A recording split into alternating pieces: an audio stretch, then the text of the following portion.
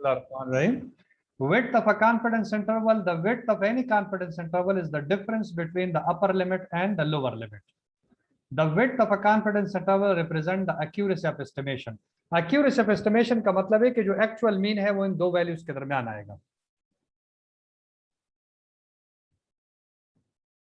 अच्छा जी, अब कौन से फैक्टर्स हैं जो आपके इस इंटरवल को बढ़ाते हैं और इसको कम कर देते हैं? मतलब अब 50 से 60 के दरमियान है तो कौन से फैक्टर्स हैं जो इसको नैरो कर देते हैं और इसको ब्रॉडन कर देते हैं? तो ये वो फैक्टर्स हैं. Narrow widths and high confidence level are desirable, but these two things affect each other. Data variation, अगर आपका स्टैंडर्ड डिविएशन ज्यादा है, हाँ स्टैंडर्ड डिविएशन ज्यादा है और सैंपल साइज हर बार एक ही रहता है, स्टैंडर्ड डिविएशन को आप बढ़ा देते हैं तो ये वाइडर हो जाएगा. इसलिए कि स्टैंडर्ड डिविएशन जो है ना वो ऊपर लगता है. फॉर एग्जांपल ये है, देखें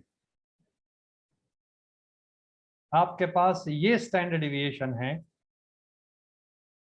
ये अगर 100 है फॉर एग्जांपल और 10 हैं और ये 100 है तो 100 का अंडर रूट ले ले तो वो 10 के बराबर ये 1 हो जाएगा. ठीक है जी. लेकिन अगर ये 100 है और ऊपर स्टैंडर्ड डिविएशन आपका 30 है फॉर एग्जांपल, तो फिर क्या आ जाएगा? 30 डिवाइडेड बाय 10, ये 3 आ जाएगा. अब ये 3 जो है जब 1.96 के साथ मल्टीप्लाई करेंगे तो इससे बड़ा वैल्यू आएगा, या 1 को मल्टीप्लाई करेंगे 1.96 से तो इससे बड़ा वैल्यू आ जाएगा. जाहिर सी बात है कि ये वाला स्मॉल होगा, 1 से मल्टीप्लाई करता है, और इसको जब 3 से करेंगे तो ये लार्ज हो जाएगा. जब ये लार्ज हो जाएगा तो आप जो प्लस माइनस करते हैं बड़े वैल्यू के साथ करेंगे, तो लिहाजा आपका ये जो इंटरवल है ये वाइड हो जाएगा, और कम स्टैंडर्ड डिविएशन की सूरत में ये नैरो हो जाएगा. ये एक एक्सप्लेनेशन है. दूसरा है सैंपल साइज. सैंपल साइज बढ़ाने से, क्योंकि ये नीचे हैं, तो सैंपल साइज बढ़ाने से जो डिवीजन है वो कम हो जाएगा वैल्यू, और सैंपल साइज घटाने से वैल्यू आपका बढ़ जाएगा. तो सैंपल साइज अगर बड़ा है तो आपका जो वेट है वो नैरो हो जाएगा, और सैंपल साइज अगर छोटा है तो आपका जो वेट है वो बड़ा हो जाएगा. दूसरा ये लेवल ऑफ कॉन्फिडेंस. 90% पे आपका जो जी अल्फा बाई 2 1.645 है, इसको मल्टीप्लाई करने के बाद, और 95 पे 1.96 से 1.96 बड़ा है, इसी तरह 99.2.58 है, तो 2.58 को जब आप प्लस माइनस या मल्टीप्लिकेशन करते हैं उससे बड़ा वैल्यू आएगा, और जब प्लस माइनस करते हैं तो ये वेट जो है ये बढ़ेगा.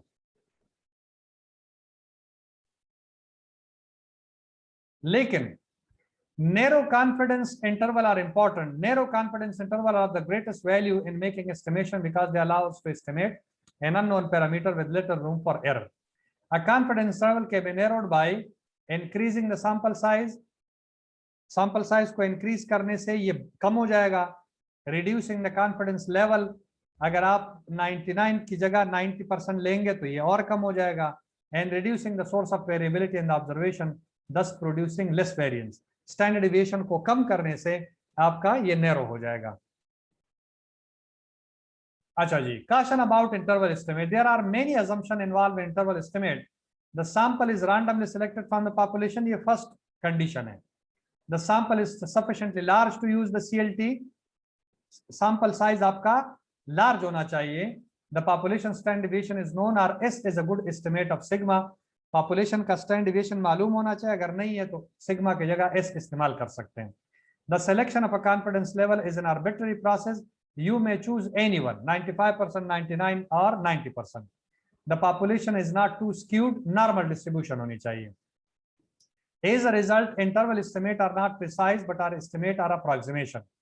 Larger and repeated sampling, comparison with other studies, and careful sampling, survey and design can practice can improve the quality of the estimate. ये समरी है कि आप लार्ज सैंपल ले लें, रिपीटेड सैम्पलिंग करें, कंपैरिजन अदर स्टडीज करें, careful sampling करें, सर्वे design करें और इससे बार बार प्रैक्टिस करें तो आप इसको इंप्रूव कर सकते हैं. 95% is the most frequent reported confidence interval reported. Not that when you see certain interval estimate reported on TV, for example, some business or medical statistic, The confidence level is not mentioned, but it is understood that it is based on a 95% confidence level. जैसे मैंने कहा कि अगर मालूम नहीं है तो ये 95% के बराबर है। ये हमने जी वाला फार्मूला यूज किया, ठीक है ना? कौन सा वाला? जी वाला फार्मूला यूज किया।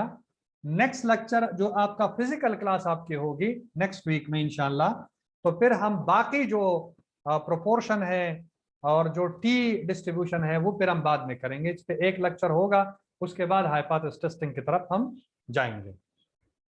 ठीक है जी, ये दोबारा भी हम कर सकते हैं। अगर आपके क्वेश्चन है तो आप you come up with questions in the next physical class, तो उसमें हम एंटरटेन कर सकते हैं आपका जो भी क्वेरी है।